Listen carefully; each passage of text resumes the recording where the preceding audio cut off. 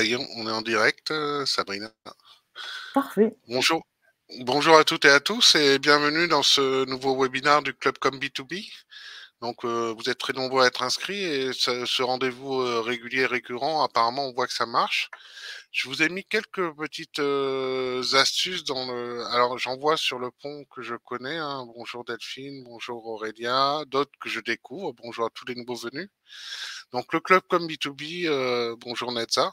Club B2B, comme il l'indique, ben, on s'adresse plutôt au domaine entreprise et des communicants un peu oubliés dans tous les réseaux puisqu'on est plus généralement en B2C et nous on a décidé ben, de faire notre propre club comme B2B. Ça fait déjà un an.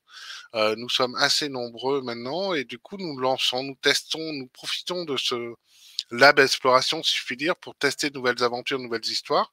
Nous sommes partenaires du CFPJ, nos amis du CFPJ, et nous poursuivons cette aventure. Et effectivement, nous essayons régulièrement de vous inspirer, de partager, de se rencontrer, d'échanger. Et donc, je vous ai mis dans le chat également, nous avons notre première Learning Expedition que nous lançons vendredi prochain, le 17 mars.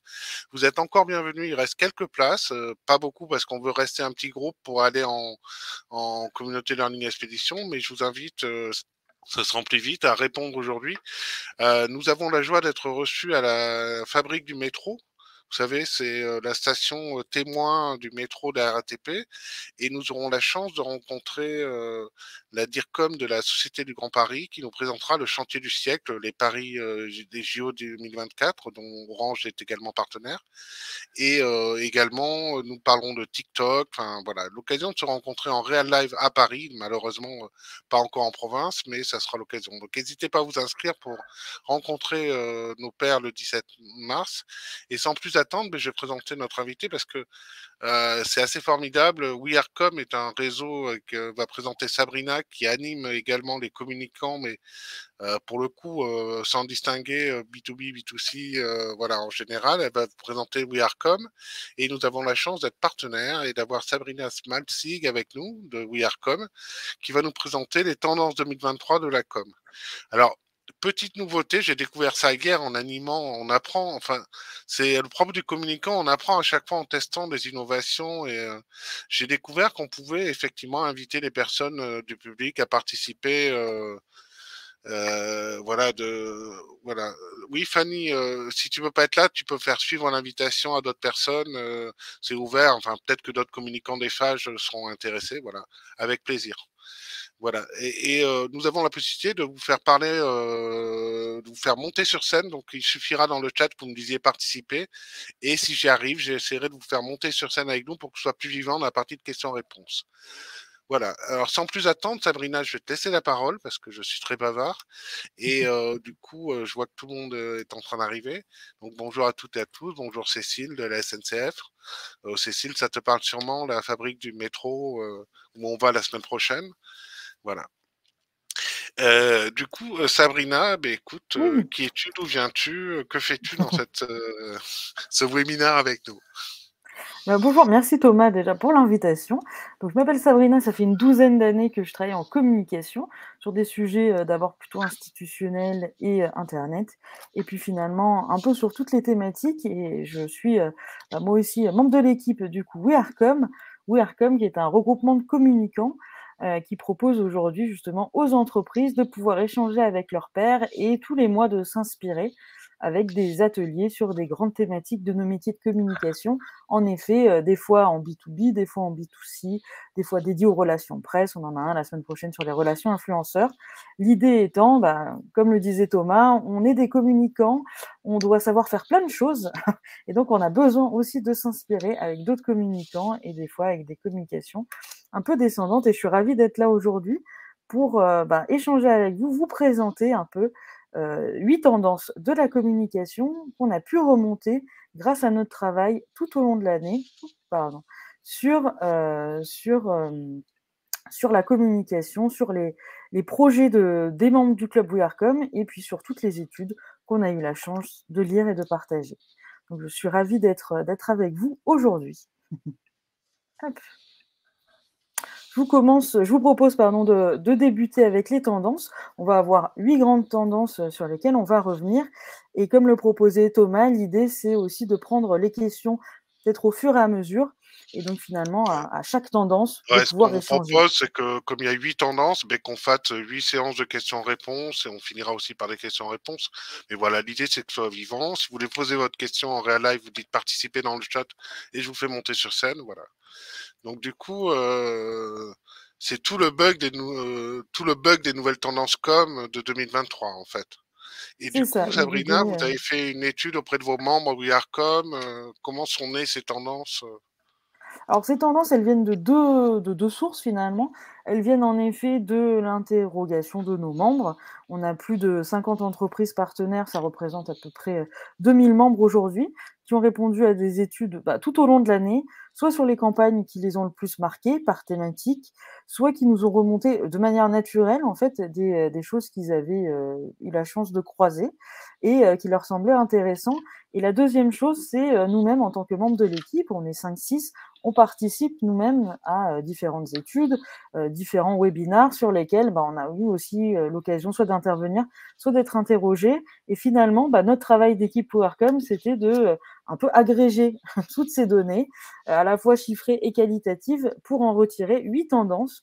Donc 8 forces qu'on voit arriver dans les campagnes de 2022 et sur lesquelles on se dit qu'on peut parier sur 2023 pour être au goût du jour et même être peut-être un peu en avance de phase. C'est notre souhait. Hop. Je vous commence débuter d'ailleurs par la première. La première étant grande tendance qu'on voit poindre en fait depuis quelques années, qui est le fait de oui, en B2C, en B2B, on a des offres à promouvoir, mais on ne va pas passer directement par la mise en avant de notre offre ou de notre produit. Ce qui va compter, ce qui va être intéressant pour nous, c'est de mettre en avant les gens, les consommateurs ou les collaborateurs. En effet, on a vu 3 exemples de communication qui ont marqué les membres et qui nous ont marqués sur cette thématique-là. La première étant, c'était difficile de passer à côté, je dois avouer, à la rentrée de septembre, c'était la nouvelle campagne publicitaire de la Massif. Une campagne qu'ils ont baptisée Sans filtre et qui était basée sur finalement les témoignages de clients, le tout lié à une nouvelle identité de marque. Je vous propose de regarder juste quelques minutes d'une vidéo de présentation. Hop, je la lance tout de suite. En 2021, on a révélé notre raison d'être, qui est aussi notre raison d'agir depuis 60 ans. Oh, excusez-moi, je me suis trompée de marque. Tout va bien. Je reviens. C'est Je vous ai l'effet spoilé. Oh mon Dieu. c'est l'effet démo. Vous n'avez rien vu. C'est le jour J. Les valises sont dans la voiture. C'est parti, Kiki. On est en direct du taxi. On va faire un tour du tournage de la pub de la Massif. Je reçois un petit mail, je me suis dit oui, je vais répondre et du coup l'aventure a commencé. Quand je suis arrivée, j'ai vu toutes ces caméras, tous ces micros, toutes ces équipes mobilisées et je ne savais même pas qu'il y avait autant de monde en fait sur un tournage. C'est hyper impressionnant quand c'est pas notre monde, notre domaine. Alors, toute l'équipe qui se met en place pour le prochain tournage. Première. Clap. Donc, je vous ai partagé ces quelques images. Et pourquoi est-ce que cette campagne de Massif a fait partie de nos inspirations pour l'année 2023 ? Vous pouvez vous dire, mais il y a quelques années, j'ai déjà vu Crédit Agricole, par exemple, faire ce type de campagne avec des clients. Ce qui est intéressant avec la Massif, c'est de voir que oui, on a un produit publicitaire peut-être un peu traditionnel, mais ils ont vraiment joué aussi sur le fait que les personnes interrogées, leurs clients, allaient eux-mêmes être des véhicules en fait, de communication sur leurs propres réseaux sociaux. Et donc, les ont encouragés à filmer les coulisses, les ont encouragés à tout partager, à être en total, on va dire, transparent sur leurs propres canaux. Et ça, c'est une nouveauté en fait qu'on voit poindre, c'est que même des campagnes qui mettaient en avant des collaborateurs restaient assez institutionnelles ou des clients restaient assez cadrés. Aujourd'hui, on fait ces campagnes, mais en même temps, du coup, on laisse les gens vraiment s'exprimer sur leur expérience dans cet objet un peu publicitaire. Ça, on trouve que sur l'axe transparence, c'est vraiment intéressant. Du coup, excuse-moi Sabrina, donc là on est tu nous parles d'offres, on est un peu sur les coulisses du tournage de la campagne Massif, mais on voit pas l'offre Massif en fait, c'est sous-tendu, mais c'est décalé quand même, enfin c'est l'approche humaine, enfin c'est volontaire je pense. C'est ça, c'est l'humain qu'on met au centre. Par exemple, peut-être que vous connaissiez, déjà Sonia, en fait, vous saviez enfin, même si on la connaît, même si on est amis, peut-être qu'on ne sait pas qu'elle est à la Massif. Mais vous la suivez sur Instagram, vous la suivez sur ses réseaux, vous allez voir qu'elle parle de cette expérience et ensuite, bah, vous la verrez à la télé dire qu'en effet, elle est contente de son offre. Mais c'est vrai que, bah, on va tomber sur des messages qui concernent la Massif, sur des bons messages et comme on le sait, ben, souvent quand ça vient des clients, des personnes qu'on connaît ou non, ça a beaucoup plus de poids. Donc là, ce sont des vrais clients pour le coup, et c'est ça qui est intéressant, c'est quand on allait sur leurs vrais réseaux sociaux sur lesquels d'habitude ils parlaient de leur vie. Du coup, bah, ils ont aussi parlé du fait qu'ils étaient partie prenante dans cette campagne. Donc ils avaient été identifiés par la Massif via des remontées clients et un système de volontariat. En fait, on pouvait dire bah, j'aimerais bien participer à cette campagne. Et il y avait eu un petit casting qui a permis du coup de trouver une quinzaine de clients qui ont participé à différents spots télé et qui, bah, chacun sur leur réseau, en fonction de leurs préférences, on leur a pas demandé de créer des comptes Instagram pour ça, mais en fonction de leur présence sur les réseaux sociaux, ont finalement aussi relayé cette campagne d'une manière assez efficace et intéressante pour la marque. Excuse-moi Sabrina, on a des Oui. réactions. Donc on a Fanny Pringot qui nous dit que la SNCF avait fait une campagne similaire. Je sais pas si ça te parle. Tout à Donc fait, il y a la ouais. SNCF, comme je disais, Crédit Agricole aussi.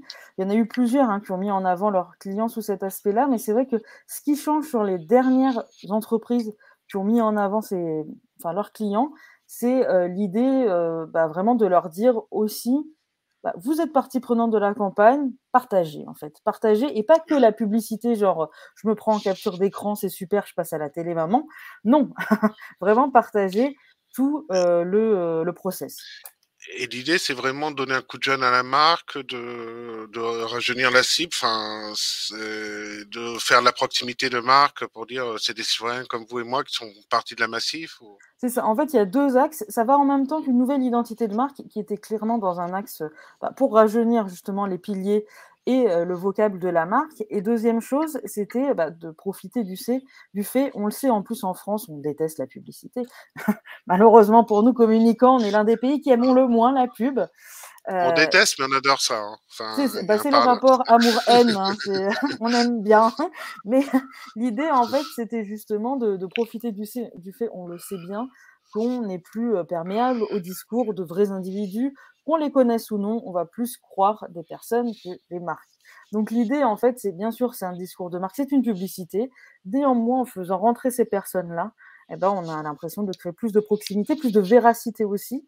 Ça, c'est des éléments qu'on a pu trouver. Alors, je connais moins la campagne SNCF, mais pour la campagne Crédit Agricole de 2015-2016, c'est vrai qu'il y avait des chiffres, en fait, où on pouvait voir qu'on accordait plus de crédit à ces publicités qu'aux publicités traditionnelles de type C'est un belle peu, publicité. ouais, c'est un peu la pub, excuse-moi, du CIC, je crois, où ce sont des actionnaires et pas des, enfin, Oui, qui communiquent. et qui sont mis en Euh, scène, mais c'est vrai que c'est ce discours-là de finalement, bah, on essaye de parler de personne à personne plutôt que de la marque à des individus. Et aujourd'hui, et bah, l'expression ultime, c'est un peu celle-ci. on a une question de Laure Céleste, je ne sais pas si ça va répondre, Sabrina. Est-ce vraiment des clients ou des comédiens? Et question du contrat de cession de droit à l'image dans ce cas-là. Alors, c'est des vrais clients, en tout cas, pour avoir vu, là, c'est le petit montage, mais en effet, si vous allez sur leurs réseaux sociaux, ça a l'air d'être des gens plutôt classiques comme vous et moi.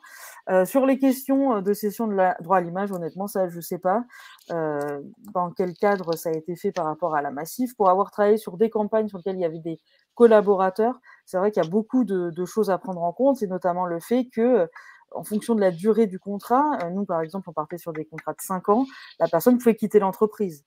Donc, en fonction des entreprises, ce qui peut être décidé, c'est ça met fin au contrat de cession de droit à l'image, ou bien au contraire, on a toujours le droit de l'utiliser. Il faut que la personne soit d'accord par rapport à ce cas en particulier. Du coup, Sabrina, est-ce que ça ne veut pas dire que c'est une tendance un peu à faire de l'humain, de la proximité, de la transparence et du viral via les réseaux sociaux? Enfin, on est vraiment dans une com un peu à la TikTok là. Enfin, tu vois. Bah, l'idée, c'est vraiment profiter des réseaux sociaux, pas pour faire, comme je disais, un post un peu un beau post, bah, on aime toujours le faire, la belle photo du shooting. Ils ont sans doute eu des beaux visuels, des belles photos d'eux. Ça fait partie aussi du jeu et du remerciement de faire appel à ses clients, de leur fournir un peu des beaux visuels d'eux. Par contre, non, ce qu'on leur a sans doute, ce qu'on les a incités à faire, ce qu'on voit là, c'est plutôt de juste prendre Instagram dans les stories, le format le plus brut possible en fait, et de partager quelque chose vraiment d'humain. Ça pourrait être vous à ma place parce que vous avez une super expérience avec la Massif, et du coup, je vous partage ça sans filtre en fait. C'est vraiment, et c'est ça qui est intéressant dans le choix du nom de la campagne sans Plus filtre. d'humain ou de naturel, comme ça. ceux qui disent prenez un selfie là où vous êtes. Enfin, tu vois.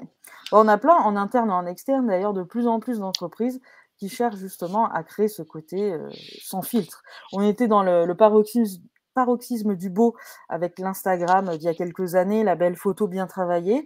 Aujourd'hui, ça existe toujours bien sûr, mais on est aussi dans un côté plus réalisme, coulisses, avec des formats éphémères ou vidéos un peu plus brutes en fait, que les personnes aiment bien et dans lesquelles on se reconnaît plus finalement, la vraie vie, si on résume. Ouais, je confirme cette tendance de fond parce que tu vois, nous on vient de réaliser chez Orange Business avec l'équipe des reportages qu'on appelle face caméra sans filtre justement, tu vois, par rapport à ce que tu dis.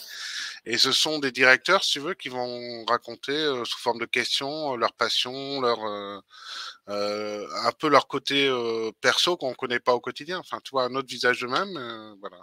Et c'est sympa. Bon, je te laisse poursuivre. Je sais qu'on a 8 tendances.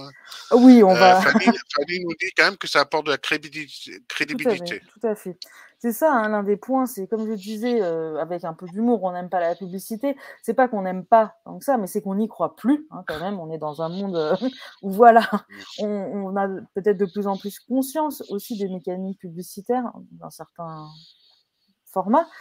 Et du coup, avoir des vrais gens qui témoignent, c'est un vrai atout pour la crédibilité, que ce soit à grande échelle comme la Massif, mais si on regarde sur l'exemple suivant, à plus petite échelle avec TF1 Publicité, qui a aussi décidé de mettre en avant ses clients. Ses clients à TF1 Publicité, ce sont des annonceurs.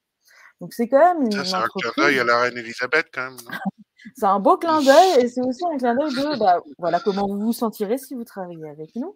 C'est assez intéressant parce que là, on est sur une toute petite cible de gens qui se connaissent. C'est presque un entre-soi, les annonceurs qui font appel à TF1 Publicité.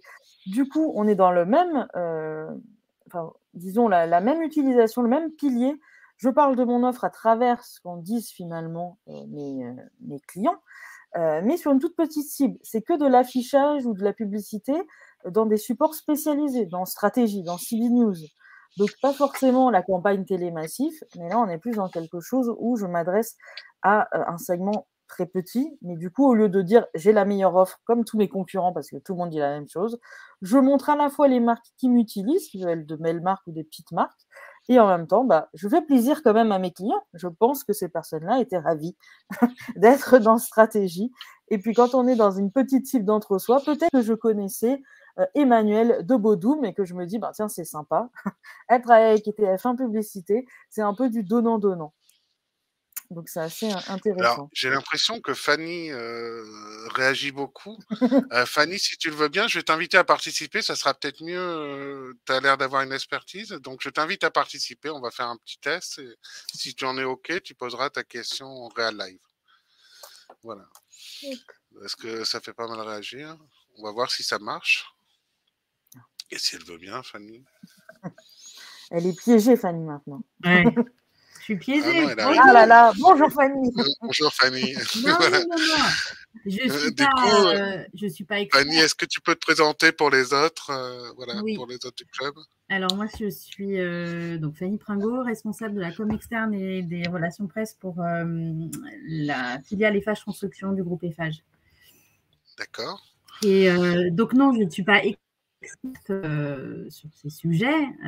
En revanche, ce qu'on sait, c'est que évidemment, nos clients, nos collaborateurs fidèles, heureux, sont nos meilleurs ambassadeurs. Je pense qu'on le sait. Mais je trouve que le plus de cette campagne, c'est en effet d'avoir demandé aux clients et à des vrais clients, pour le coup, de faire vivre ça en direct sur Insta. Parce qu'en effet, la pub, on aime, mais quand même, on aime bien. Hein. En fait, je suis assez d'accord avec Thomas. Mais ce que les gens aiment et pourquoi Insta fonctionne et TikTok, c'est qu'on aime la vie des autres, en fait. Pourquoi on suit des influenceurs, c'est qu'on aime voir quand ils se lèvent, quand ils boivent un café. Enfin, c'est... Bon, voilà. Là, pour le coup, je pense que je ne suis pas la seule, mais donc je ne suis pas experte, c'est juste que je trouve ça bien de faire vivre l'expérience par des ambassadeurs qui soient clients heureux, évidemment, hein, c'est quand même le mieux, et des collaborateurs heureux. Je pense que c'est fondamental. Chez FH Construction, est-ce qu'en com externe, tu travailles aussi sur cet axe-là de mettre les clients, les collaborateurs au centre, ou c'est pas si simple, ou c'est plutôt des constructions? Alors, c'est pas si simple parce que nous, on a différentes populations. On a les compagnons qui sont sur les chantiers et puis on a tous les autres qui sont dans les bureaux en fonction support. Donc, on a quand même des cibles différentes. Les compagnons ne sont pas forcément digitalisés. Donc, d'accord. Bon, voilà. Mais je sais que dans l'assemblée, là, j'ai ma collègue qui s'appelle Laure Céleste, et je balance aussi. Ça balance au webinaire. Ouais. Non, mais je l'adore, elle le sait. On avait évoqué l'idée pour les fameux vœux internes, qui est assez stratosphérique avec le COMEX, CODIR ou tout ce qu'on veut. Et c'était bien de faire participer des collaborateurs, je trouve. Et vivre, voilà. Et on se sent concerné, en réalité. Voilà.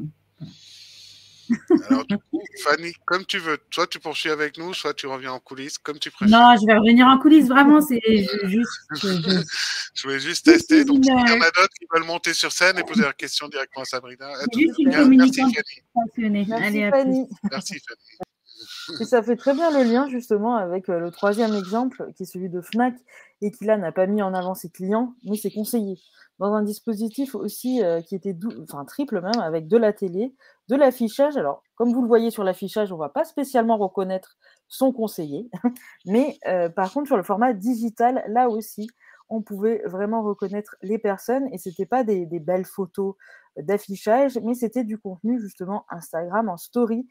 Qu'est-ce que tu me conseilles? Un peu foire aux questions en fait par rapport à des produits pour valoriser ce qui fait la force selon Fnac de la Fnac versus les géants des algorithmes, pour ne pas les citer, c'est le conseiller. Et donc c'est intéressant de voir que là, c'est pas tant les 1001 produits qu'on trouve à la Fnac, mais c'est cette différence-là, c'est l'humain. Donc c'est vraiment un peu une mise en scène de cet humain à travers les collaborateurs et de la force finalement des magasins. Ouais. Excuse-moi Sabrina, je crois qu'il y a une pub aussi, je suis pas une data, tu sais, qui vient récemment de s'inspirer un peu dans les réseaux sociaux pour dire qu'on n'est pas que des chatbots ou des ChatGPT. On a un cœur et on est des humains. Et c'est intéressant de voir que justement cette déclinaison-là, aujourd'hui, elle va avoir de plus en plus d'importance, je pense, avec l'apparition de certains outils qu'on va évoquer juste après. qui distingueront peut-être le monde des robots du monde des humains. Et là, pour la Fnac, c'est intéressant ce jeu avec ce jeu. Il cite clairement les algorithmes. Ça met en avant l'humain et la relation client, enfin le service à la personne en direct dans les rayonnages, quoi. Tout à fait. Et c'est bien de voir que cette dimension de valoriser son offre à travers les autres, elle existe, comme nous disait Fanny, sur toutes les dimensions. La dimension client, mais aussi la dimension collaborateur, en fait. Et ça, c'est vraiment intéressant aujourd'hui de voir que c'est quelque chose qui est déjà en place, mais qui va prendre beaucoup, beaucoup d'importance selon nos membres, selon tout ce qu'on voit dans les mois et les années à venir. Est-ce que donc ça clôture cette première tendance. Est-ce que vous avez des questions? Est-ce que certaines personnes veulent monter sur scène avec nous? Est-ce qu'on enchaîne?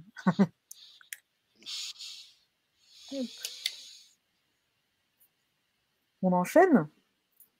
Ouais. Ou des questions, Thomas? Tu as peut-être une question? J'enchaîne sinon. Non, on va poursuivre. Ouais. Parfait.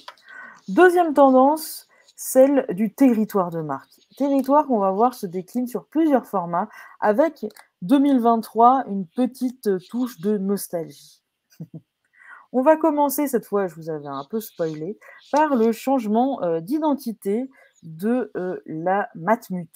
Alors, la Matmut, je vais vous mettre quelques minutes. En 2021, on a révélé notre raison d'être, qui est aussi notre raison d'agir depuis 60 ans.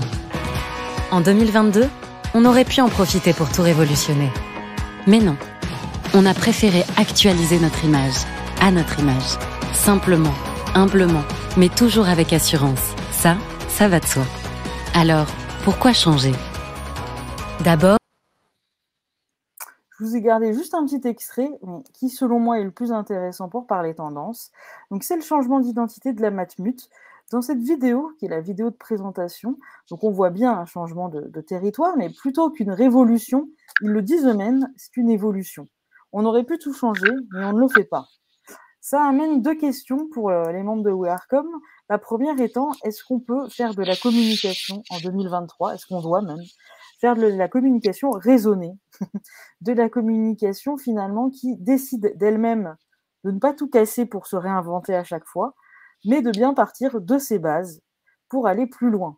Et donc, on pourrait faire plus peut-être, mais on décide de faire mieux, mais de ne pas casser ce qui existe. En fait, de travailler finalement de manière un peu plus, peut-être plus écologique même, mais de manière plus raisonnée. Et ça, c'est un axe qu'on va voir arriver très fortement hein, dans les mois qui viennent. Le fait de presque le revendiquer, on aurait pu tout refaire, on ne refait pas tout, parce que c'est aussi dans notre ADN finalement d'avoir ce côté raisonné. Donc c'est assez intéressant de voir que dans ce film qui est assez important pour la marque, eh ben, on le dit tout de suite, on n'a pas tout changé, on évolue.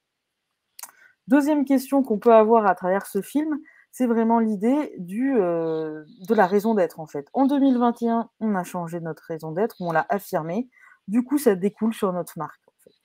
Et donc aujourd'hui, quand on dit qu'on affirme son territoire, c'est pas juste on fait un beau logo, mais on fait sens. En fait. Et vous le savez, en tant que communicant, le sens, c'est plus qu'une tendance, c'est une réalité de notre temps, de nos communications. Et donc oui, le logo de la Matmut, vous allez me dire, il révolutionnera peut-être pas la communication de 2022-2023, mais la manière dont ils ont présenté ce changement, elle, est vraiment le fruit de notre époque, en fait. Et c'est ça qu'on voulait partager avec vous aujourd'hui. Je suis d'accord, Sabrina. Et puis nous, côté Orange, hein, pour la petite histoire, on a changé de marque du descripteur en fait sur Orange Business Services, qui s'appelle maintenant Orange Business et qui a un nouveau cap dans le plan stratégique. Et effectivement, vous verrez pas mal dans les médias sociaux, dans les réseaux sociaux, communiquer sur Orange Business Services devient Orange Business. Et en fait, je pense que le changement de marque ou de ton, c'est aussi un alibi pour réaffirmer notre territoire de marque et notre terrain de jeu, quoi, faire de la communication autour de ça. Hein. C'est ça. Et par contre, nous, je ne sais pas si vous avez ça dans certains groupes, mais on a des ayatollahs de la marque, de la brand, pour effectivement, en tant que communicant, c'est comment je m'estirpe de la marque pour me différencier un peu, avoir un ton un peu différent, tout en restant conforme avec la marque. Enfin, voilà, c'est un enjeu qu'on a à chaque fois en tant que communicant. Je ne sais pas si d'autres ont la même chose dans leur groupe. C'est vrai qu'on a à la fois un cadre et la société, nos outils évoluent. Et donc, comment est-ce que la marque aussi reste elle-même, mais grandit avec ces nouveaux codes, ces nouvelles manières de faire. Et c'est vrai que sur les changements de marque, on est aussi très soucieux par rapport à ça, par rapport au territoire existant, par rapport à tout l'historique qu'on a eu, mais en même temps au fait de pouvoir grandir par rapport aux outils qu'on a. Donc c'est intéressant de voir comment ça se traduit. Les changements de marque sont toujours intéressants à suivre dans les acteurs, les gros acteurs, ou même les petits d'ailleurs, toujours des belles choses à voir. Sur la marque, justement, on parle de territoire de marque. Ce qui est intéressant, c'est de voir les marques à histoire. Je pense que beaucoup d'entre vous, vous travaillez dans des marques qui ont quelques dizaines, peut-être même centaines d'années. Et il est vrai qu'en 2023, je l'ai dit un peu, 2022 déjà, on est quand même dans une époque où la nostalgie fait, je vais presque dire, fait vendre, mais en tout cas va vraiment créer de la préférence de marque. Lidl, pendant longtemps, c'était presque une marque un peu honteuse. On va chez Lidl parce qu'on n'a pas de choix. En 2022-2023, je ne sais pas si vous avez vu, les gens qui faisaient la queue, qui s'arrachaient les pulls de Noël Lidl, les claquettes, les tongs Lidl, c'est une réalité. Pourquoi c'est une réalité? Parce qu'aujourd'hui, il y a une génération entière qui ont grandi aussi avec Lidl, pour qui c'est une marque chouchou, une marque nostalgique. Et ça, ils l'ont très bien compris, avec des produits exclusifs aux couleurs de la marque. Alors en plus, on peut juger le style des sneakers, hein, et même des collections de capsules avec des footballeurs. Ils ont une com assez incitative, Lidl, même si effectivement tu te dis ils ont une marque de low cost et c'est pour les pauvres. Mais d'un autre côté, ils font chaque semaine un un produit comme le robot mixeur, Ah oui, bah, ils sont enfin au cœur des tendances, à hein. prix coûtant, enfin voilà.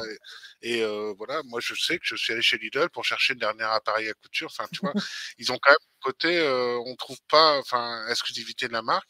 Et je trouve que leur campagne de pub, pour le coup, sur, tu vois, j'ai fait carrière chez Lidl et enfin, voilà, et c'est une famille. Enfin, ça me parle bien. Enfin, tu vois, Bah, en fait, où ils ont je sais réussi à rebondir qu'aujourd'hui, enfin, après des difficultés, enfin même en termes d'image, justement, il y avait eu alors j'ai oublié le nom de l'émission avec Élise Lucet, il y a quelques années, où voilà, justement, leur pratique managériale avait été mise à mal et on voit qu'ils ont su rebondir sur cet aspect marque employeur, justement, mais aussi tout simplement avec une image de marque, redorée par une bonne compréhension de leur cible, des codes et tout simplement le fait aussi de surfer sur une certaine, nostalgie qui marche. Oui, Cache Investigation, tout à fait. C'est voilà. bien ça et Et ça avait puis, été assez dramatique. en plus, on traverse quand même une période de crise sociale, d'inflation et tout. Ils ont des bons produits et services, rapport qualité-prix. Enfin, tu vois, bon sens près de chez vous. Enfin, voilà, Ça, c'est ils très font beau. travailler les producteurs en proximité. Enfin, tu vois. Bah, ils ont réussi à avoir une bonne image de marque, ce serait intéressant, alors c'est vrai que les marques gardent ça pour elles sans doute, mais si on faisait une étude, il y a 15 ans, aujourd'hui, Lidl, comment on se positionne? Après attention, avec, l'inflation, avec la crise quand même, enfin moi j'ai l'impression sur les réseaux sociaux de voir poindre quand même beaucoup de gens qui disent, «Lidl, c'est trop cher maintenant», alors bon, comme tout devient cher, bon voilà, mais voilà, les gens s'attendent tellement à quelque chose que peut-être ça peut être un retour de bâton encore plus difficile, quand on est censé être très peu cher. Ils seront toujours peut-être moins chers que d'autres, hein, mais Et je c'est sais pas si intéressant c'est de Lidl voir qui est cette trop cher ou les dimension. prix qui ont fait fois Ah 30 bah oui, ou c'est enfin, ça, tu hein. vois, Ça, je suis bien d'accord. voilà, Mais bon, voilà, c'est voilà, Lidl. Mais alors, est-ce OK de s'associer à un NX ou CSP+++ à la marque? Et là, c'est vrai que, bah, en fait, ce qui est intéressant quand je disais les gens se bataillent pour le pull, le sweat Lidl et cetera, je suis sûre, je mettrai ma main à couper, qu'il y a des gens qui n'avaient jamais été chez Lidl, avant ça, parce que c'est la tendance. Ils ont aussi réussi à être au cœur d'une certaine mode, le vintage, la mode des années 80, le moche, en fait. Moche, le moche est le nouveau beau, vous savez et c'est un peu cette tendance-là aussi. Je le bon, porte, je suis des années 80 et je trouve pas toujours moche la tendance. bah, je trouve pas ça moche non plus, hein, moi aussi, mais c'est vrai qu'il y a le côté nostalgie et bon, la mode est un éternelle réinvention, hein. Ouais, c'est vrai qu'il y a un côté vintage aussi qui revient dans les marques pas mal. C'est ça, le logo d'une marque n'existe plus ou le vieux logo d'une marque, on va le voir juste après, ça marche aussi, en fait, c'est cet Et aspect après, nostalgie, quoi. Zibril Cissé, je me demande s'il est connu des jeunes ou enfin, tu vois? Ou Et c'est pas forcément les très, très jeunes, justement. C'est aussi, d'accord. un peu moins jeune qui a grandi avec Lidl. Par contre, c'est vrai qu'ils ont un positionnement sur ces produits-là qui est dans la tendance. Il y a aussi des youtubeurs qui ont sorti des produits exclusivement chez Lidl. Des gens qui, bah, voilà, qui du coup ont été chez Lidl par ce biais-là, pas parce que, bah, ils avaient besoin d'aller chez Lidl ou que voilà, c'était là où leur famille faisait les courses, mais c'est une manière aussi pour Lidl, bah, potentiellement d'être un produit culturel, d'être connu, d'être une marque connue, reconnue, pas forcément pour le quotidien, mais aussi parce qu'elle fait partie en fait d'une sorte de patrimoine finalement, des marques qui sont présentes et en plus ont compris les codes, ce qui est toujours bon pour eux. Mais c'est intéressant en effet de voir ces collections capsules, c'est vraiment le stade après le pull de Noël, quoi. C'est, maintenant on est presque une marque de mode, j'ai envie de dire. On pourra se questionner sur la mode, mais c'est intéressant de le voir. Et en Dans la fait, même, c'est un peu comme, oui pardon. les avant-premières de Harry Potter au cinéma. Ils font des lancements un peu exclusifs de promotion, quoi, C'est ça, l'idée c'est d'avoir une marque qui est visible en fait, une marque qu'on aime, c'est d'être, une marque de préférence, une marque qui est dans le patrimoine, une marque que je peux porter. En fait, là, c'est un peu la chose ultime, on en a vu, hein.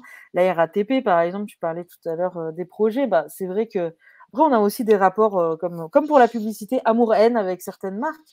Mais c'est vrai que les collections, de vêtements, de stickers, de gourdes, de mugs de la RATP marche plutôt bien. Alors que bon, voilà, chacun sa relation singulière au transport en commun, mais le petit mug RATP, peut-être qu'on sera content de le recevoir. Et les marques ont bien compris ça, les marques qui ont une histoire. On voit Renault qui a lancé son musée virtuel l'an dernier, et de plus en plus de marques qui s'y mettent. Donc le musée virtuel, ok, ils ont scanné les voitures avec les dernières technologies, donc un très bel objet Internet pour les fans, et en plus, petit côté malin, totalement imbriqué à un e-shop. Donc, vous aimiez ce modèle de voiture d'il y a 50 ans, et ben pourquoi ne pas acheter la petite voiture pour votre fils, votre petit-fils, ou bien la casquette pour votre petite fille, je ne sais pas, mais il y a une vraie, en fait, dimension comme ça, la marque, son patrimoine, et aujourd'hui, ben, ce qui est intéressant, c'est d'être porté. En effet, avec la SNCF aussi, si vous étiez à Paris, bah, du coup, il y a même, en effet, dans les gares réaffectées, etc., il y a souvent le pop-up store de la SNCF où on peut acheter carrément des anciens produits, des vrais produits d'époque, ou des t-shirts avec les anciens logos SNCF, etc. Aujourd'hui, la marque, elle affirme son territoire aussi en se réappropriant son histoire, en fait. J'ai Donc, vu c'est ça qui est l'Assemblée nationale intéressant. aussi, qui fait pas mal de goodies. Ah, tu le vois, mais- goodies. Ça, c'est un vaste sujet. Mais le goodies, en plus, avec le logo vintage, je dois avouer que ça a son petit côté patrimonial, qu'on Ouais. aime bien et qui marche bien aussi. On le voit, bah, on est dans l'ère des friperies, hein, etc. Peut-être que vous, votre famille, vos enfants, ils vont se ramener avec un t-shirt avec le vieux logo d'une marque. On va dire, mais pourquoi tu portes un logo Pourquoi tu portes un t-shirt avec un logo Renault d'il y a 30 ans? Eh ben, en fait, bah, c'est cool, quoi. C'est le vintage, c'est ce qu'on disait. Et donc, les marques, en 2023, on voit clairement qu'elles en ont pris conscience et qu'elles vont elles-mêmes investir ces dimensions-là pour bah, faire grandir leur territoire, avoir plus de champs de jeu, justement, comme tu disais, Thomas, tout à l'heure. Pour les ayatollahs de la marque, ça peut être aussi une opportunité. Et puis les 4L et les 2 chevaux, hein, c'est pas des voitures de luxe, c'est des voitures populaires à la base, et c'est vrai que c'est devenu très tendance. Enfin, voilà, on voit d'ailleurs des 2 chevaux pour faire le tour de Paris. Enfin, Ah bah c'est le patrimoine, enfin c'est l'or, comme le disait Laure, en fait, est-ce vraiment ok d'associer un ex-photo à une CSP++, c'est qu'en fait ça a dépassé le cadre c'est des produits justement qui sont accessibles, qui étaient populaires en fait. Et c'est le fait qu'ils soient populaires qui les rend aujourd'hui bah, nostalgiques presque et pas forcément liés à une CSP en fait. Mais qui dépasse ce cadre-là, et même pour quelqu'un qui pourrait s'acheter quelque chose de plus, de plus cher, c'est ce petit logo-là qui fait que bah, voilà, je suis dans ce patrimoine-là. En fait. Donc intéressant pour les marques d'y aller. bon, j'invite Cécile ou d'autres à participer, mais à chaque fois, il n'y a que Fanny qui a eu le courage de. Bon, je Voilà. peux comprendre, mais Cécile, si je vous voulez t'invite. poser vos questions, n'hésitez pas. Voilà, mais c'est. Bah, justement, est-ce qu'il y a des questions sur cette tendance ou est-ce qu'on enchaîne? Thomas, mais Ah, Ah, voilà, Cécile. bonjour. Ah, voilà. bonjour. La pression Bonjour, sociale. Cécile. Non, Voilà. non, mais Est-ce que tu peux te présenter, Cécile, pour le reste du groupe? oui, bonjour. Donc moi, je suis Cécile Tellier, donc je suis une communicante de SNCF Voyageurs, plus tournée sur les métiers de la conduite des trains. Donc, je suis avec vous malgré notre actualité qui est quand même tendue. Chaude, ouais. Voilà. Malheureusement, nous, on avait une super boutique qui s'appelait Grand Train. Je vous ai mis le lien parce qu'on voit encore à quoi ça ressemblait, mais ça a On fermé, peut hein. acheter des objets du train ou. On peut plus pour Ah, l'instant. d'accord. Pour l'instant, D'accord. c'est en stand-by. Hein, D'accord. donc, au niveau du territoire, nous, on a beaucoup communiqué avec nos campagnes. Justement, on n'est pas carré, on est hexagonal. Et puis la suite qu'il y a eu derrière. Et c'est vrai que c'est SNCF SA qui porte ces valeurs et que nous, les autres marques, SNCF Voyageurs, tout ça, on garde tout ça en socle, mais on a notre propre identité aussi à articuler, tout comme Orange avec ses marques. Hein. Donc, on en a déjà parlé, Thomas. Et sinon, notre raison d'être, pour parler de raison d'être tout à l'heure, c'est agir pour un monde en mouvement solidaire et durable. Si je peux partager notre raison d'être, c'est celle-ci hein, qui est portée par la SNCF SA. Voilà, c'est tout ce que je voulais partager. Mais c'est vrai que les petits objets avec beaucoup de succès, et je pense qu'il y a certainement des raisons économiques qui ont fait que J'ai pour même vu un l'instant, c'est reportage fermé. où les gens aménagent des gares désaffectées en logement ou réhabilitent des gares en zone rurale Oui. pour les habiter, quoi. Tu vois, Bah, il y a aussi ce qui ressort, c'est le goût pour le slow travel et les trains à l'ancienne qui mettent plus de temps, mais qui laissent le temps au temps et qui sont moins modernes, moins rapides, mais quand même écologiques et permettent de relier un point à un autre, de manière, le petit voilà, train de la plus Rune, comme classique. au Pays Basque. Plus classique, plus traditionnel et tout ça, ça fait référence au patrimoine, à notre territoire historique, en fait, hein. Mmh. C'est ça, une force. Une Voilà. vraie force. Mais je vais pas je parler longtemps parce que c'est Ouais. vraiment parce que tu as insisté, Thomas. Ouais, mais c'est pour tester, j'ai appris quelque chose, donc voilà. Merci Cécile, à bientôt. Merci beaucoup. À Je te laisse bientôt, repartir merci. en coulisses. Non, mais on voit quand même, Sabrina, pour revenir à notre étude, qu'il y a quand même une proximité avec cette marque de reconnaissance du public et effectivement jouer sur l'historique de la marque. Nous, par exemple, chez Orange, on a des cabines, des anciennes cabines publiques téléphoniques qui parlent peut-être pas à nos jeunes, et avec le logo France Télécom avec le clavier, vous savez, à l'époque. Voilà. Et je crois que c'est important, ce que disait Cécile aussi, c'est un côté patrimonial de la marque et historique, quoi. Tout à fait. Tout à fait. On enchaîne parce qu'il est 41 Tout quand à même. fait. Je vais vous montrer alors les belles histoires, en effet. C'est vrai que ça a existé de tout temps, mais on a parfois du mal à se projeter avec cette dimension storytelling dans une dimension un peu plus B2B, mais elle peut exister et même avec des produits qui n'ont pas l'air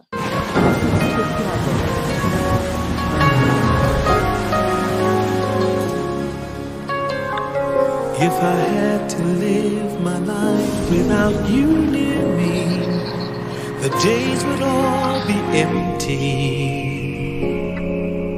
The nights would seem so long. With you I see forever oh so clearly. I might have been in love before, but it never felt this strong.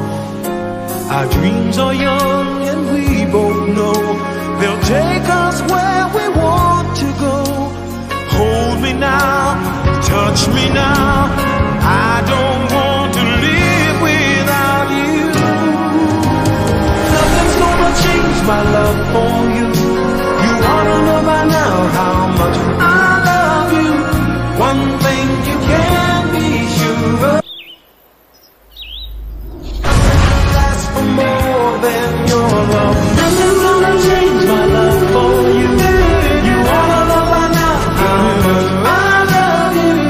One thing you can be sure of, I'll never ask for more than your love. Nothing's gonna change my love for you. Donc on le voit, même parfois avec des produits qui ne sont peut-être pas les plus sexy de prime abord, on peut raconter de belles histoires et même une histoire d'amour entre deux camions. Donc là, clairement, une campagne Cécile, B2B. il faut faire marier des locomotives entre elles. Hein. Enfin, voilà. C'est Love possible. story. C'est vrai que c'est un film qui a reçu plusieurs prix justement en communication B2B l'an dernier, qui nous avait été remonté à plusieurs reprises parce que, clairement, original, Et c'est vrai sympathique. que mettre des poids lourds, rendre des poirs lourds émotionnels, enfin presque doux, et c'était pas simple à faire. Enfin, non, on peut s'inspirer de Pixar, hein, vous prouesse, savez, ils arrivent à faire des émotions surtout. Mais c'est vrai que là, c'est des camions plutôt réalistes, bon, jusqu'à certaines scènes d'envol dans le ciel, bien sûr. La musique est assez rétro, par contre. La musique est un peu rétro, fleur bleue. Mais ça crée aussi de la sympathie et voilà, en 1 minute 30, assez sympa. Pour un produit, enfin voilà, je vous dis tout, moi j'ai pas mon permis, je veux dire que les camions, c'est pas mon premier sujet. Mais cette pub-là, j'avoue qu'elle est dans mon top de l'an dernier. Donc voilà, le storytelling, il prend plein de formes différentes en fait aujourd'hui.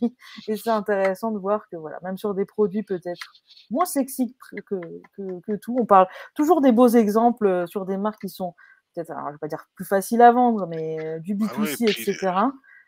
Puis les gros camions comme ça, ils ont quelque chose d'effrayant et enfin, ils font peur. C'est des gros engins. Enfin, tu les crois sur l'autoroute, tu te pousses, quoi. C'est ça. Allez-y, monsieur. C'est pas le côté sensible et émotionnel. Non, donc un vrai tour de force et voilà, plusieurs récompenses pour cette pub, mais on comprend, on comprend pourquoi. Tu sais quelle agence de com a fait cette pub ou pas? Alors, je l'ai dans les petites notes que j'ai pas sous les yeux, mais je pourrais vous le préciser. C'est une agence américaine qui a fait ce spot, mais j'ai oublié son nom. Je pourrais vous l'envoyer quand je le retrouve. Je l'ajouterai sur les slides si tu veux, Thomas. Comme ça, vous aurez le Après, nom. je m'interroge, est-ce qu'il y a eu un bénéfice d'image grâce à cette pub? Parce que c'est vraiment décalé pour le coup. Enfin, tu vois. C'est... Ah oui, bah ça c'est sûr que c'est décalé par rapport aux autres. Après, on est toujours dans le fait de se dire, il y a le produit, il y a la préférence de marque aussi, il y a le fait de passer dans un Puis là, on est monde où vraiment, je aujourd'hui ces raconte une camions. l'histoire que je veux. Enfin, voilà. À la fin, on voit bien les mots fun, efficiency qui sont répétés à plusieurs endroits. Ça va aussi avec notre tendance. C'est presque, je mets en avant, plutôt que de mettre en avant mon produit, je mets en avant les personnes qui travaillent pour moi. Le camion, au-delà de toutes ces spécificités qui sans doute rentrent en considération quand on doit acheter un tel engin, à un moment, dans un monde où la tension est tellement complexe à obtenir, je crée ce pas de côté pour qu'on me regarde en fait. Ils sont quand même en concurrence avec un Tesla, par exemple, qui en fait des tonnes ou pas, mais dont on parle tout le temps, alors qu'à côté, ils ont des produits sans doute comparables sur beaucoup de points, ou même mieux sans doute. Donc, ils ont besoin aussi de créer cette histoire un peu différente pour être vus, pour qu'on parle d'eux. Donc, toujours intéressant comme exemple En tout cas, B2B. Sabrina, ça réagit pas mal. Hein. Il y a pas Bah, mal elle de est sympa, commentaires hein, dans j'avoue, le c'est chat le sur petit la moment. pub. Samia adore la musique. Laure, Ah ouais. apparemment, vous connaissez avec Laure Céleste, même si elle ne veut pas se montrer à la caméra. On a le droit d'être timide, je comprends. Voilà, elle a découvert la pub grâce à toi et Karine Uré qui nous dit que c'est top. Voilà, pas mal de réactions. Voilà. Bah, c'est le petit, généralement, c'est le Voilà. petit Après, je péché sais qu'on pas aime si au bien. niveau timing, il nous reste 13 minutes. Tu es dans. On Bah, va si arriver à finir si on va l'émission dans rapido, je vous montre un exemple par tendance. Juste cet exemple-là, Voilà. vu qu'on a des gens des phages sur la PRR, intéressant parce que ça nous fait penser aussi au format podcast sur lequel on continue de s'interroger en 2023.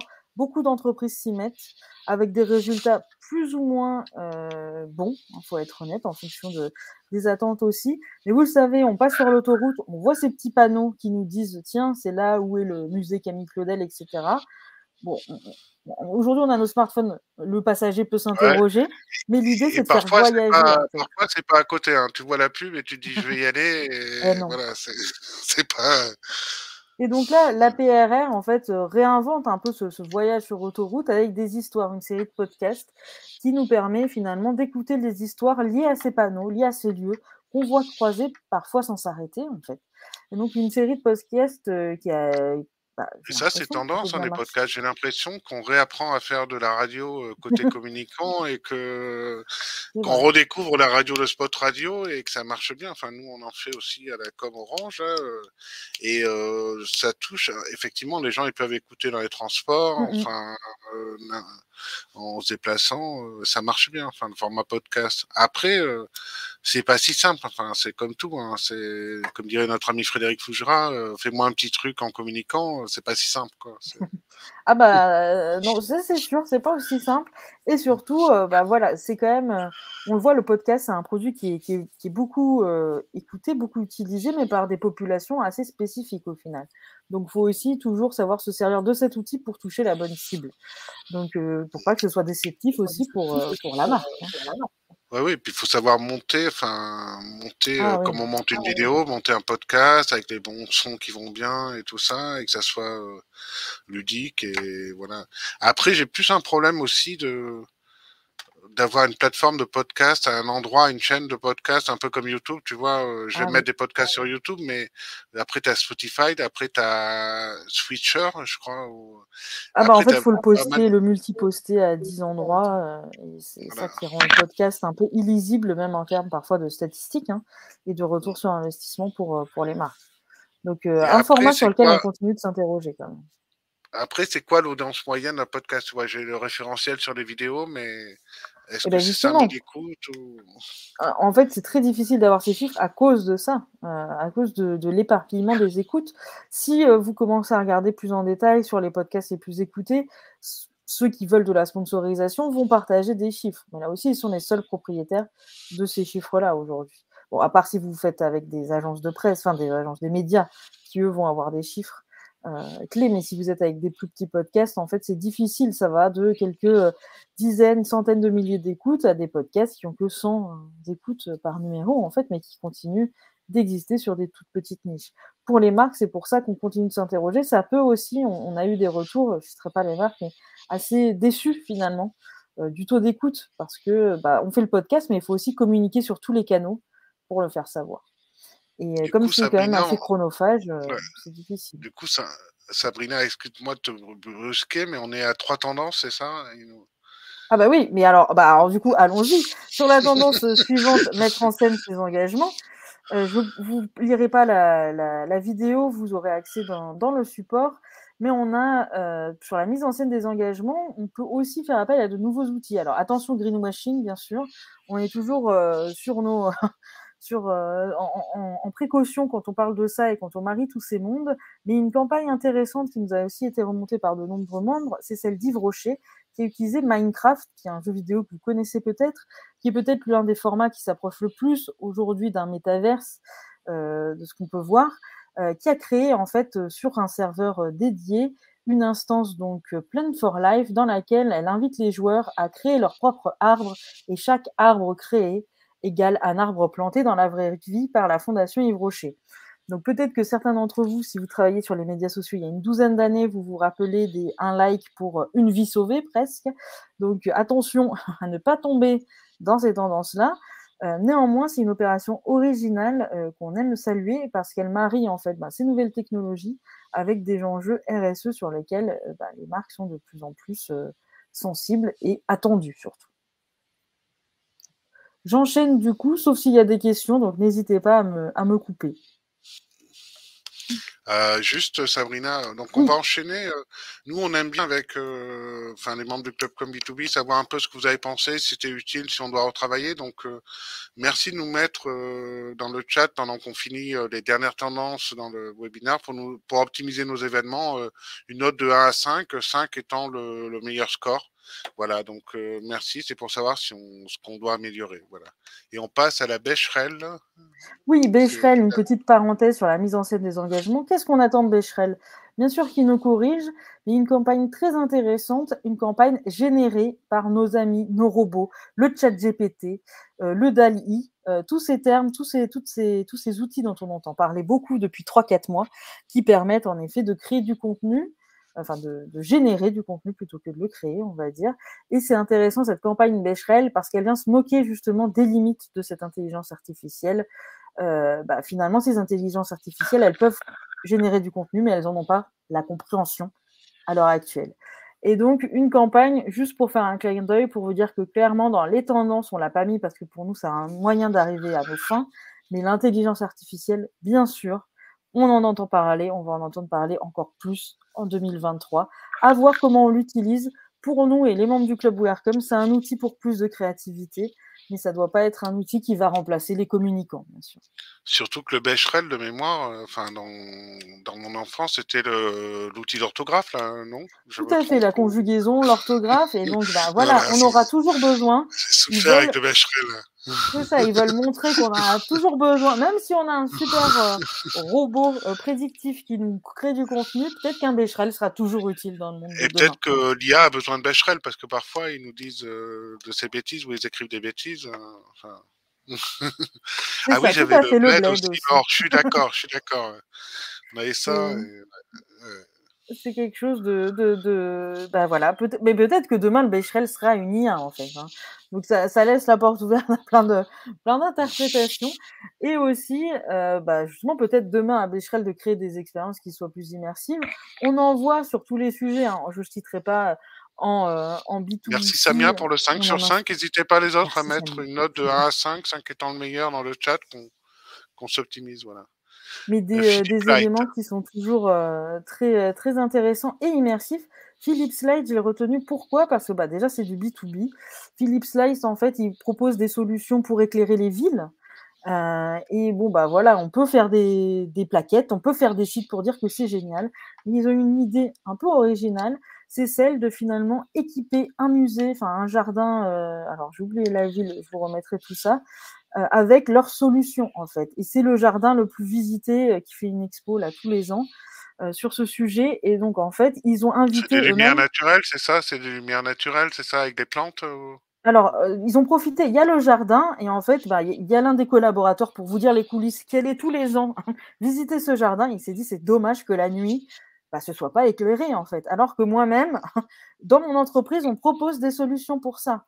Donc il s'est dit: «Mais il y a un partenariat à jouer» et donc ils ont équipé ce jardin des dernières technologies de Philips Lights et du coup, en termes de partenariat, eux, ils ont invité tous les maires, tous les responsables, en fait, des lumières, en fait, de leurs, Et il est où ce jardin, si on veut clients. le visiter? Alors, je crois que c'est à Limoges, mais j'en suis plus sûre du tout. Donc, je vous renverrai le petit lien. Est-ce que je l'ai mis dans mes notes? Hop. Je vous avoue que j'ai appris ça il y a quelques jours et je me suis dit que c'était un super exemple pour nous. Donc, je ne pouvais pas passer à côté. Donc, je l'ai mis ici. Si jamais quelqu'un le connaît, qu'il n'hésite pas. Je vous enverrai, je mettrai à jour le T'as des doc. bravos, Sabrina. Par contre, il y a ceux qui posent des questions qui polluent le timing. Voilà. J'ai vu la Ah là remarque. là. Mais non, mais non. On est là pour Alors, du coup, échanger et poser 6e, des questions. renforcer le lien avec les communautés. Donc, c'est ce qu'on fait en ce moment. Tout à fait. Bah, on le voit, hein, c'est quelque chose d'assez important. On va le voir à triple exemple. Le premier, je reviendrai pas dessus, mais bon, si vous Et êtes en puis moi, je communication, tiens à saluer, faire vous le vivre une voyez. communauté ou un club, c'est du boulot, hein. C'est pas, juste, aussi Ah bien oui. WeAreCom que Clubcom B2B, c'est de la préparation et c'est des échanges, quoi. Donc comprendre TikTok pour toucher son cœur de cible. Et oui, là aussi, ben, on est partisan de il faut pas aller sur TikTok parce qu'il faut aller sur TikTok, mais ça peut répondre à nos objectifs. Parfois même en B2B, ben, vous le verrez lors de la Learning Expedition, donc je vais pas m'attarder sur ça.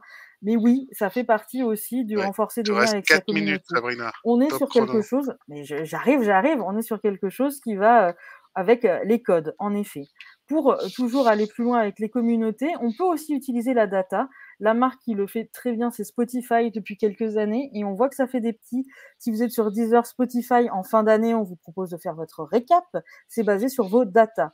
Et même tout au long de l'année, Spotify maintenant fait des campagnes, comme vous pouvez le voir, qui sont basées sur des vraies données. Donc il y a bien quelqu'un qui a sa playlist L'été n'est pas encore arrivé et qui est variée et qui permet en fait de créer un peu de connivence, de proximité avec la marque. On peut se reconnaître. Tendance numéro 7, je ne m'arrête plus. Signer des coms qui mobilisent nos alliés naturels. Nos alliés naturels, qui sont-ils? Eh ben, on va se focaliser aujourd'hui sur nos collaborateurs. Une campagne que vous connaissez peut-être, c'est celle de Somfy. Le collaborateur. Le collaborateur, tout à fait. On est des communicants ou on ne l'est pas. Le collaborateur, il est important. Somfy nous a fait une petite campagne de com interne très très innovante sur la cybersécurité. Je sais que c'est un sujet que vous avez abordé, la cybersécurité. Dans le club, Ouais. on sait que c'est pas facile d'engager les gens. Somfy a fait ça à travers d'un podcast escape game. Moi-même, pour travailler dans la banque et fait des formations sur la sécurité bancaire, c'était un peu traumatique. Là, je pense que ce serait beaucoup mieux passé. Et en plus, ils ont eu aussi du bruit fait par ses collaborateurs en externe. Donc, une belle opération pour Somfy. Autre exemple, pour aller très vite, Decathlon, une marque qui est très appréciée. Une marque qui a tout compris à la transparence, vu qu'elle a créé un podcast, justement, 1 heure d'émission du lundi au samedi, qui revient sur des sujets, des produits, mais aussi des flops, très intéressants. Une marque qui partage ses flops et qui a décidé que ce podcast, animé par des collaborateurs, des équipiers d'ailleurs, Decathlon, est accessible en externe. Donc la frontière interne-externe, on le voit, elle est de plus en plus floue. Hop. J'arrive. Et alors qu'il te dit de te détendre. Oui, mais on m'a mis le stress. Il est 59, il Relax. reste une tendance. Je vais y arriver. Incarner la proximité à tous les niveaux. On l'a mis en dernier parce qu'elle résume tout, finalement, la proximité. Je crois qu'on l'a cité à toutes les tendances, finalement. C'est celle qui compte et cette proximité-là, elle existe partout. Elle existe aussi en marque employeur. Peut-être que vous l'avez vu, cette campagne, si vous êtes sur Paris dans les transports en commun. En Si ces résumé, c'est plus de calendriers vous parlent. proximité, plus de naturel, se Tout à fait. réinventer, savoir raconter une histoire, enfin. Je vais vous mettre la slide du récap, mais c'est pour vous dire que même en marque employeur, on peut faire des campagnes qui mobilisent des alliés naturels, soit par l'humour comme Burger King, qui est justement le roi de Ah oui, elle l'humour, était extraordinaire celle-là, ouais. forcément, appuyé sur des vrais avis de personnes qui ont eu une expérience un peu mauvaise en boutique et qui les invitent du coup à venir travailler chez Burger King, ou bien, comme je vous l'ai montré juste avant, très rapidement je sais, la Société Générale avec une pub qui ne s'adresse qu'à une petite partie de l'audience, les développeurs, et donc qui ne peut être comprise que de ces gens-là. Donc si je Ça a été récapitule, très, très drôle, hein, très drôle, ouais. très drôle et très inspirant pour nous, pour se dire que finalement, oui, ce qui compte, c'est pas le média à la fin, mais c'est comment j'agence tout ça et la connaissance en fait de ma cible. Donc pour résumer les 8 tendances de la com à 12h00, les voici. Désolée sur la fin qui est un peu intense. J'espère quand même, et si vous avez des questions, moi je suis toujours disponible. Donc n'hésitez pas. Hop. Ah ouais. Mais écoute, moi je pense qu'on a fait le tour de toutes les questions et je vous remercie toutes et tous, c'était Merci très à vous. bien. On reste à disposition et je pense que Sabrina, pardon, vu le plébiscite dans le chat, je pense que tu vas revenir, hein. On va Ah, voir ensemble d'autres sujets. Voilà. Wearcom est vous êtes toujours sympa. bienvenu. Et puis, bon, je pense que ça valait le coup. Effectivement, on est un peu bavard et tout, mais c'est aussi ça l'intérêt de ce club, c'est de pouvoir interagir, créer du lien autrement et de pas être juste en affirmation. Donc, de toute façon, je vous renvoie avec Sabrina, on vous renvoie sa présentation, les Yes. liens sur les vidéos. Si vous avez des questions, vous pourrez revenir vers nous. Et puis voilà, et à très vite. Et puis n'oubliez pas, pour celles et ceux qui peuvent, à Paris, nous allons à la Fabrique du métro le 17 mars en Learning Expedition Club Com B2B. Merci à Bonne journée, tous. à très bientôt. Merci Merci. Sabrina, merci à toutes et Merci à Thomas. tous. À bientôt. Bon week-end. Salut. Bon week-end.